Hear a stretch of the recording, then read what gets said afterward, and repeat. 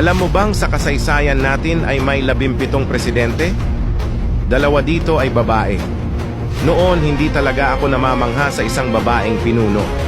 Subalit ito ay nagbago ng lumitaw ang isang Sara Duterte. Isipin nyo na lang kabi-kabila ang atake nila sa babaeng ito. Pero ni minsan hindi ko nakitaan ng low moral. Bagkus ay lumaban pa ito. Isa pa sa namamangha ako sa babaeng ito ay lagi siyang nauuna ng ilang hakbang sa kalaban. Iniisip pa lang nila ang gagawin siya may counter-attack na. Sang-ayon man kayo at sa hindi ay wala akong paki dahil yun ang nakikita ko. PBBM said po na kung ganun po kung kadali magplano pagpatay sa isang presidente, paano pa kaya sa pangkaraniwan ng mga mamayan? Kung ganyan kriminal na pagtatangka, hindi dapat pinapapit ang paas. Yan ay aking papalagan, sabi ni PBBM. Oo.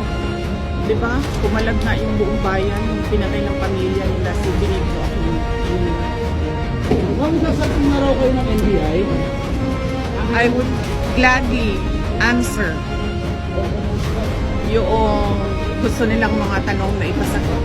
Pero dapat sumagot din sila sa mga tanong ko sa kanila.